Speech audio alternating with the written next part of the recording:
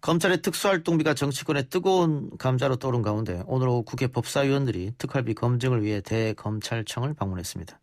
대검 현장 검증에서 눈여겨볼 만한 것들이 나왔을지요. 국회 법사위 소속 더불어민주당 박주민 의원 전화로 연결해 보겠습니다. 의원님 나와 계십니까? 예, 안녕하십니까. 예, 특활비 현장 검증은 마치셨습니까? 네, 한 30분 전쯤 마쳤고요. 이제 감사원 아마 특활비 검증하고 있을 겁니다. 예. 현장 점검이 어떤 식으로 이루어졌죠? 그러니까 두 부처를 했는데요. 예. 앞쪽 전반부는 법무부 예. 관련된 서류 현장 검증을 했고요. 후반부에는 대검찰청에 특활비 관련된 서류 현장 검증을 했습니다. 예. 간단한 두 부처 모두 다 간단한 설명을 듣고 두 부처에서 준비한 서류들을 눈으로 보는 형식으로 그렇게 진행을 했습니다. 일단 법무부는 그 추미애 법무장관이 취임 이후에는 특활비를 배정을 받거나 쓴 게 없다면서요? 예, 그러니까 2020년 1월 3일 이후로는 장관실 차원에서 특활비의 집행은 전혀 없다라는 게 이제 법무부 쪽 입장과 관련된 자료였습니다. 예, 그 자료도 확인하셨습니까? 자료를 구체적으로 저희들이 다 본 건 아니고요. 예. 그 양 기관 모두 다 총액 기준의 그 자료들만 제공을 했고, 구체적인 자료는 이제 샘플로, 그러니까 특활비가 집행될 때 이런 서류들을 작성해서 진구한다 정도를 보여주는 예. 그런 샘플만 볼 수 있었습니다. 예. 네. 검찰총장의 특활비가 80억이다, 90억이다, 뭐 이런 얘기가 있고, 추미애 장관이 그 특활비가 총장 주머니 돈처럼 사용되고 있다. 자신들에게 뭐 이건 추미애 장관 이야기는 아닙니다만 자신과 친한 검사들에게는 뭐 특수활동비를 많이 내려보내고 아닌 경우는 안 내려보낸다. 이런 이야기도 국회에서 나왔지 않습니까? 이건 어떻게 확인하셨습니까? 네, 사실 이제 그런 이야기가 나왔었고, 원래 아시다시피 이제 예산 때마다 특활비의 존치 여부, 뭐 그다음에 적절한 사용 여부가 항상 쟁점이 돼서 이제 그런 것들을 살피러 오늘 현장 검증을 간 건데요. 예. 아까 말씀드렸던 것처럼 뭐 대검찰청에서 제출한 자료 자체가 총액을 합산해서 보여주는 표 정도였고요. 예. 한 장짜리 표 정도였고요. 나머지 이제 자료는 실제로 이제 특활비가 집행될 경우엔 이런 서류를 받는다는 걸 볼 수 있는 그런 샘플 자료였습니다. 그래서 예.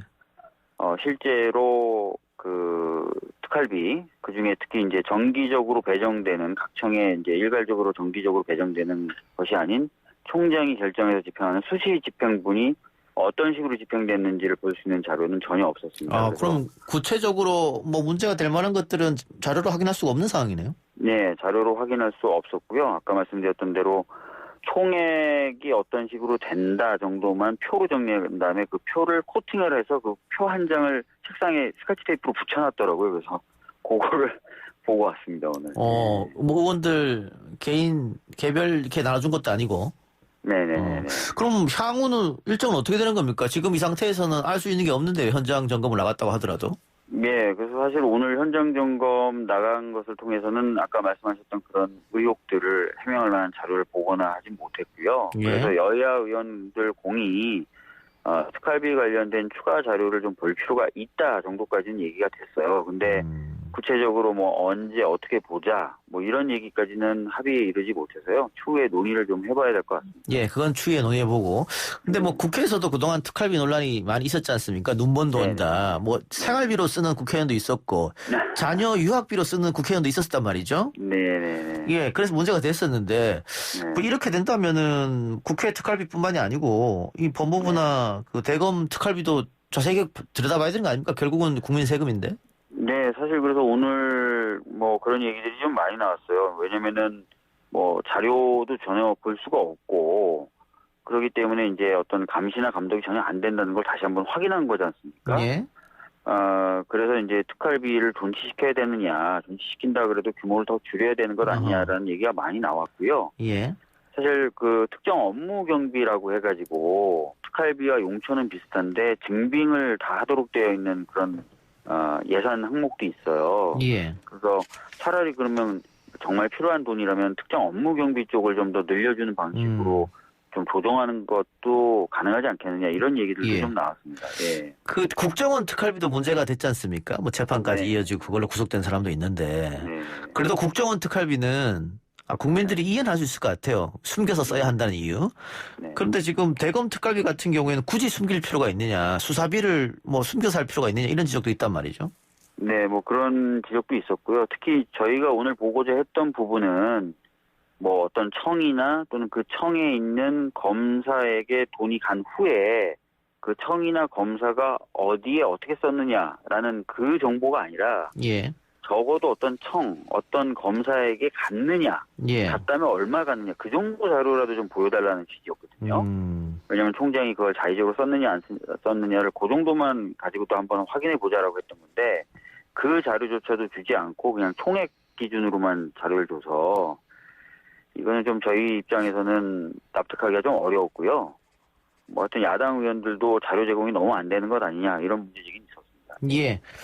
그 윤석열 총장과 추미애 장관이 또 맞붙는 모양새가 된다. 뭐 이렇게 되면 정부 여당도 부담이 될 텐데 최근에 검찰이 월성 1호기 원전 경제성 평가 조작 의혹에 대해서 대대적인 압수수색에 들어갔습니다. 네네. 그래서 지금 여당 의원들 대표부터 시작해서 최고위원들이 굉장히 강한 워딩을 써가면서 불만을 표시했는데요. 이게 네. 그러니까 대통령의 공약 사항이었고 네. 또 이 정부의 핵심 정책인데 정책에 대해서 수사를 하는 경우가 어디 있느냐 뭐 이런 거 아니겠습니까? 말씀해 주세요. 네, 그렇습니다. 뭐 사실 아시다시피 이제 감사원이 월성 1호기 가동 중단 관련돼서 굉장히 오랫동안 감사를 했고 그 결과를 최근에 내놓지 않았습니까? 예. 내놓으면서도 이제 경제성 판단 부분에 대해서는 문제 제기를 했지만 그래도 가동 중단 자체는 경제성만 가지고 판단한 것이 아니라 여러 가지를 가지고 판단했기 때문에 예. 가동 중단의 어떤 합리성, 적합성 이 부분에 대해서는 판단하지 않겠다라고 했고 예. 또 감사 과정에서 발견했던 여러 이제 공무원들의 문제점을 지적하면서도 수사 의뢰라든지 고발은 하지 않았거든요. 예. 근데 그것을 이제 국민의힘 쪽에서 고발한 거고 그 고발을 받아서 굉장히 전격적으로 대대적으로 이제 수사에 나섰기 때문에 이거는 방금 말씀하신 대로 어떤 정책 판단의 영역, 예. 고도의 어떤 정치성이 관여될 수밖에 없는 정책 판단 영역까지도 수사 대상으로 삼는 것 아니냐. 예. 이제 이런 문제 제기를 하고 있는 겁니다. 예, 네. 그러니까 그 아까 의원님 말씀처럼 이게 환경성, 수용성, 경제성 다 포함해서 결정된 건데 네. 지금 감사원이 들여다본 것은 경제성만 들여다봤던 거고 네. 그것도 산업통상자원부에서는 재심 청구를 한 상태고 네. 또 감사원에서는 고발 사안이 아니라고 밝혔고 맞습니다. 그런데 대대적인 압수수색을 했기 때문에 지금 의원님 또 민주당 주장은 이거는 정책에 대해서 수사하는 것이다. 그럼 정치하는 거 아니냐 이거지 않습니까? 네. 앞으로 그 윤석열 총장이 계속 이런 식으로 나오면 어떡하실 겁니까? 꼭 민주당이 뾰족한 수가 없는 것 같은데요? 네, 뭐 사실 이제 이런 수사로 계속 나갈 것 같기도 한데요. 예. 사실은 근데 그렇다고 해서 뭐 어떻게 할 수 있는 방법이 있는 건 아니죠. 예. 그래서 저희들은 이제 그런 행보에 혹시나 있을 수 있는 정치적 고려나 판단 이런 부분에 대해서 계속 이야기를 하고 비판을 하고 하는 것들을 좀 우선적으로 해야 되지 않나 이렇게 생각됩니다. 네. 하나만 더 여쭙죠. 공수처장 네. 이야기 여쭤보겠습니다. 네, 후보자 네, 네. 추천위원회 1차 후보 추천이 이제 됐습니다. 여러 명의 후보가 네. 올라왔는데 네. 뭐 검찰 출신도 있고 학계 출신도 있고 뭐 그렇습니다. 변호사 출신도 있고. 네네네. 네. 어떻게 될 것 같습니까? 지금 국민의힘에서 만일 비토를 하게 되면 아무도 후보가 되지 않는 그런 상황인데요. 맞습니다. 그 야당에게 이제 비토권이 부여되어 있기 때문에요. 야당에서 반대하는 사람은 이제 후보조차도 될 수가 없는 상황입니다. 예. 그래서 이제 걱정하는 것은 그 비토권을 원래 목적인 공정한 그리고 독립된 수사를 할 수 있는 처장을 뽑는 데 쓰는 게 아니라 공수처 출범을 지연시키거나 막는 데 쓰는, 즉 비토권의 이제 남용을 하면 어떻게 될 거냐에 대한 걱정을 계속 저희들이 하고 있는 건데요. 예. 그래서 사실은 저희가 이제 그 법률 개정을 통해서라도 공수처를 출범시키겠다. 이게 지나치게 지연이 되면 예. 이라고 하는 그런 입법 카드를 손에서 완전히 놓지 않고 있는 겁니다. 네. 근데 이렇게 되면 연내 출범은 어렵지 않겠습니까? 지금 프로세스로 보면은 그 11월 중에는 좀 어렵지 않겠느냐라는 전망들이 좀 조심스럽게 나오는 것 같고요. 예. 그렇지만 이제 아직 공식적인 그 후보들에 대한 이제 그 회의가 진행된 건 아니어서 한번 좀 경과를 보긴 봐야 될 것 같습니다. 예. 국민의힘이 비토권을 어떻게 행사하느냐에 따라서 네네. 법 개정할 수도 있다 이 말씀이네요. 저희들이 그 카드를 지금 놓지는 않고 있습니다. 예. 알겠습니다. 의원님 오늘 말씀 여기까지 듣겠습니다. 예, 감사합니다. 네, 지금까지 더불어민주당 박주민 의원이었고요. 특활비에 대한 국민의힘 입장도 조만간 연결해서 들어보도록 하겠습니다.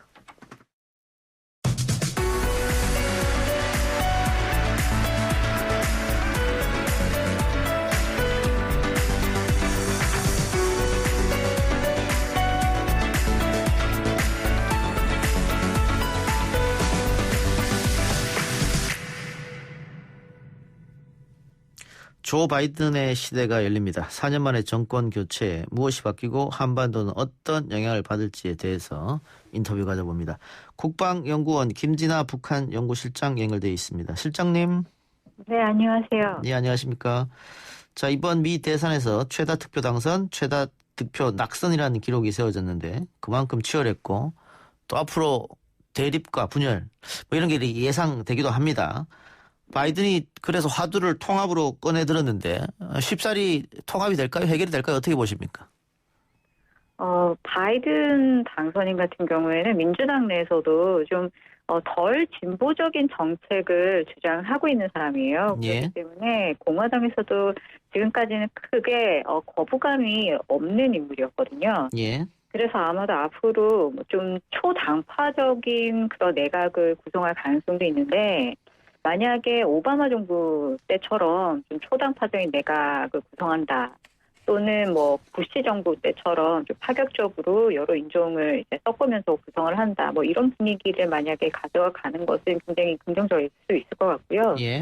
하지만 상원이 지금 민주당이 상원을 차지하지 못한 상황이에요. 그렇기 예. 때문에 어쨌든 공화당 의원들을 끌어들이지 않으면 앞으로 바이든 정부가 정책을 추진할 때 상당히 어려움이 생길 것을 예상이 들거든요. 그렇기 예. 때문에 공화당 인사들을 조금이라도 국정 과정에 참여하도록 만드는 게 아마 관건이 될 것 같고요. 지금 물론 린지 그레엄 의원같이 트럼프 대통령 측근들이 지금 선거 결과 불복한다. 이 부분을 좀 지지하고는 있긴 하지만 트럼프 대통령의 원래 개인적인 정책 노선이 전통적인 공화당과는 또 차이가 많았어요. 예. 그래서 이번에 무엇보다도 민주주의 상징이라고 할 수 있는 선거 시스템 자체를 부정하고 있기 때문에 그 자체가 지금 당파를 떠나서 미국에 대한 공격으로 지금 받아들여지는 상황이거든요. 예. 그래서 공화당 내에도 사실 보면 상당히 갈등이 좀 있는 그런 분위기예요. 그렇기 때문에 오히려 지금 이 위기를 좀 기회로 만드는 그런 것들을 좀 시도할 수 있을 것 같습니다. 예. 뭐 그래도 선거 후유증은 없을 수는 없다. 뭐 이렇게 느껴지긴 한데 우리의 가장 큰 관심은 아무래도 한반도 정세가 어떤 영향을 받을 것인가입니다. 일단 언론에서는 바이든 당선인이 친한파다. 뭐 DJ하고의 또 과거의 어떤 관계 이런 것도 이야기하고 있던데 우리가 어떤 인연이 있었을까요? 네, 한국을 한 3번 정도 공식적으로 방문을 했었는데요. 예. 2001년에는 상원 외교위원장으로 방문했었고요. 그때 뭐 김대중 대통령과 넥타이를 바꾸면서 뭐 친분을 과시했다는 얘기들 우리가 잘 알고 있고, 예. 그리고 한미동맹 60주년이었던 2013년에는 DMZ 그리고 전쟁 기념관도 방문을 했었는데 그 이후로 뭐 한미 간 혈맹 이 부분은 상당히 강조를 했습니다. 예. 근데 좀 더 정책적으로 말씀드리면 바이든 당선자가 상원 의원으로 재직하던 시절에 발의했던 법안들이 상당히 있는데요. 북한과 관련해서 보면 1993년에 북한이 NPT를 탈퇴했을 때 그때 예. 이거 비난하는 결의를 주도했었고요. 예. 그리고 2006년에 1차 핵실험이 있었을 때도 이제 북한과 관련한 비확산 법안을 다루면서 굉장히 적극적으로 대응했었던 그런 인물입니다. 그 외에도 뭐 동맹과 관련한 법안들이 상당히 많은데 이것을 보면 한국을 참 잘 아는 그런 인물이다라고 우리가 생각할 수가 있겠죠. 예, 한국은 중요한 국가다 이런 얘기도 했고 또 주한미군 방위비 분담금 문제에서는 한국의 멱살을 잡지 않겠다 이런 얘기도 했으니까 네. 트럼프보다는 조금 전향적일 것이다. 근데 북미 관계에 대해서 뭐 트럼프 대통령은 어쨌든 김정은 위원장과 나름의 친분 관계를 유지했었는데 또 뭐 정상회담도 하고요. 근데 바이든 당선인이 후보 시절 토론회에서 북한 김정은 위원장을 폭력배라고 지칭했단 말이죠. 그렇다면 스무스하게 이어질 수 있겠느냐, 북미 대화가 뭐 이런 우려를 하는 분도 있는 것 같아요.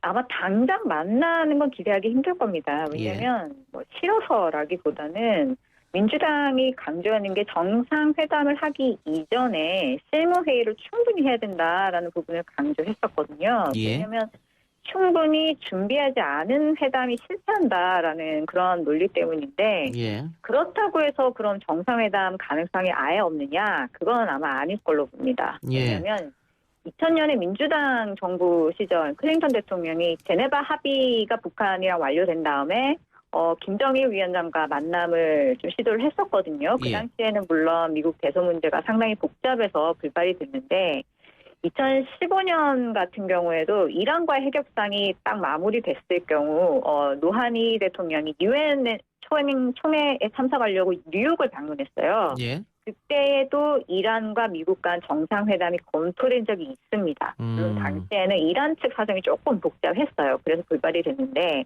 이런 정황들을 볼 때 북미 간의 협상이 앞으로 만약 잘 마무리된다라고 하면 그 마지막 단계에서 아마 정상회담 가능성도 완전히 배제하기는 좀 어려울 것 같습니다. 예. 오바마 행정부에 또 바이든 지금 대통령 당선인이 있었으니까. 근데 당시 대북 전략이 전략적 인내. 말이 전략적 인내지 사실상 아무것도 한 게 없다. 이런 비판을 좀 들었지 않습니까? 네. 근데 또 전문가들 입장은 당시 파트너가 뭐 이명박 박근혜 정부였기 때문에 지금하고는 또 다르다. 이런 이야기를 하거든요. 만일 탑다운 방식이 아닌 실무협상 방식으로 갔을 때 우리 정부가 끼어들 수 있는 여지는 있나요? 네, 충분히 있다고 봅니다. 예.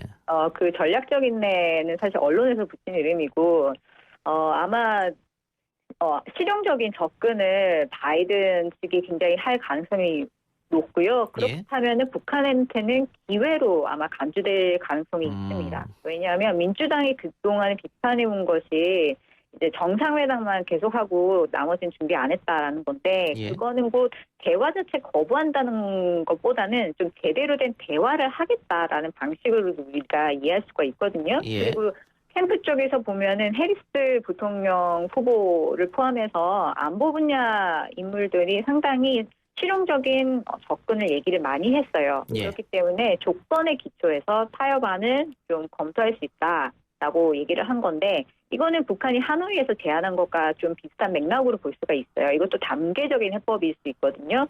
그렇다면은 핵 문제와 관련해서 사실 오바마 정부 때 이란 문제를 다뤘던 사람들이 상당히 복귀할 것으로 예상이 되는데 오바마 정부가 이란에게 그랬던 것처럼 좀 강력한 검증 메커니즘을 북한이 받아들인다라고 할 때 아마 반대 극부를 제공할 때는 조금 더 탄력적으로 검토할 수 있을 것이고요.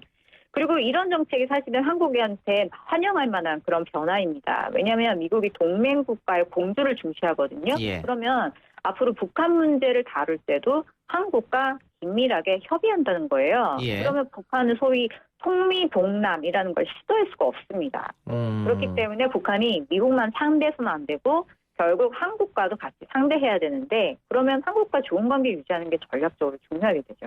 예, 그렇군요. 마지막으로 무역 정책은 어떻게 바뀔까요? 그 트럼프 대통령은 뭐 팍스 아메리카노에서 미국 중심주의 이야기를 했는데 그 기조는 그대로 가는 겁니까?